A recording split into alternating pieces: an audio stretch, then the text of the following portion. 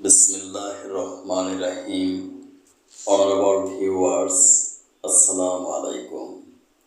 সুপ্রিয় দর্শক শ্রোতা, 1952 সালের ভাষা আন্দোলন, 1971 সালের স্বাধীনতা আন্দোলন এবং 2024 সালের কোটা সংস্কার আন্দোলনে ছাত্রদের ভূমিকা সম্পর্কে আমার আজকের আলোচনা।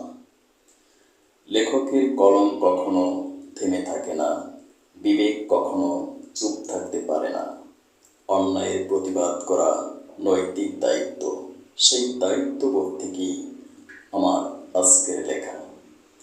কিন্তু দুঃখজনক সত্য যে মানবতার বাণী আজ নিভৃতে কাঁদে, বুদ্ধিজীবীরা আজ নীরব, মানবাধিকার আজ অন্ধ।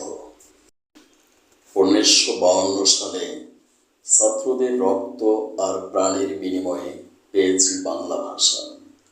1971 সালে ছাত্রদের রক্তের বিনিময়ে অর্জিত হয়েছে বাংলার স্বাধীনতা। তখন ছাত্রদের প্রাণ কেড়ে নিয়েছিল পাকিস্তানি হানাদার বাহিনী। কিন্তু আজ 2024 সালে ছাত্রদের প্রাণ কেড়ে নিল কারা? আমার ছেলেদের প্রাণ কেড়ে নিল আমার দেশের পুলিশ। কিন্তু কেন এই অনাকাঙ্ক্ষিত ঘটনা ঘটল? মেধা সংস্কারের দাবি ছাত্রদের যৌক্তিক দাবি। সরকার তাদের দাবির প্রতি সম্মান জানিয়ে আদালতের রায় ঘোষণা পর্যন্ত অপেক্ষা করতে বলেন। আদালত একটি তারিখ ঘোষণা করে, এটা সরকারের শুভবুদ্ধির পরিচয়।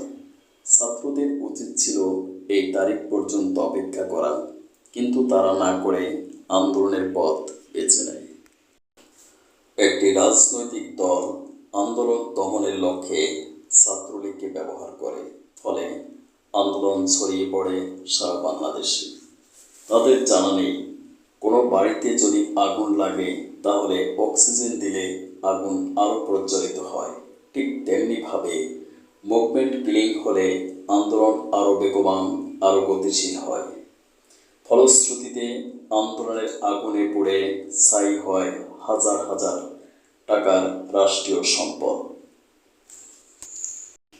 নিয়ন্ত্রণের বাহিরে চলে যায় রাষ্ট্রের পরিস্থিতি। বাধ্য হয়ে সরকার র্যাব, বিজিবি, পুলিশ এবং কারফিউ দেয়। পুলিশ পরিস্থিতি নিয়ন্ত্রণের জন্য সরকারের দায়িত্ব পালন করতে গিয়ে ছাত্রদের উপর গুলি চালায়। ফলে অকালে ঝরে যায় কিছু তরুণ মেধাবী ছাত্র, নষ্ট হয় দেশের মেধা সম্পদ। জাতির বিবেকের কাছে আমার প্রশ্ন, যদি কোনো পিতার 5টি সন্তান থাকে, যদি তাদের মধ্যে একটি সন্তান পিতামাতার অবাধ্য হয়, যদি ভাঙচুর করে ঘরের আসবাবপত্র, তাহলে কি ওই পুত্রকে পিতামাতা মেরে ফেলবেন? মারার অধিকার তাদের নেই, বরং তারা পুত্রকে ত্যায্যপুত্র করে দিতে পারেন। 1952 ও 1971 সালে ছাত্ররা আন্দোলন করে রাজপথে। তারা রাষ্ট্রের সম্পদ নষ্ট করে নেয়। তারা অধিকার আদায়ের জন্য আন্দোলন করেছে।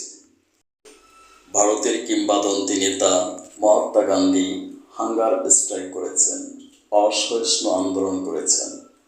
বঙ্গবন্ধু শেখ মুজিবুর রহমান হাঙ্গার স্ট্রাইক করেছেন। ব্যক্তিগতভাবে আমি ওরা রাজনৈতিক ব্যক্তিত্বকে সম্মান করি। তার হাতে গড়া রাজনৈতিক দলের কিছু নেতাদের মন্তব্যের সাথে আমার মতবিরোধ আছে। কিছু অপরিণামদর্শী নেতাদের কারণে বিশ্বের কাছে আজ প্রমাণিত হলো বাংলাদেশ ছাত্র আন্দোলন দমাতে কারফিউ জারি করেছে, সরকারের জনপ্রিয়তা হ্রাস পেয়েছে। সেনাবাহিনীকে ধন্যবাদ যে তারা আমার ছাত্রদের বুকে গুলি করে নেয়।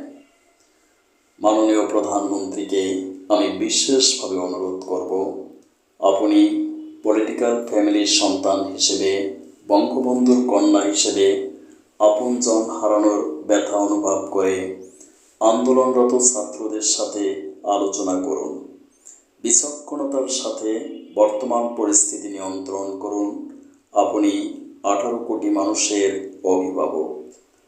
এই 18 কোটি সন্তানের দায়িত্ব আপনার। মহান আল্লাহ তাআলার কাছে আপনার দীর্ঘায়ু কামনা করছি।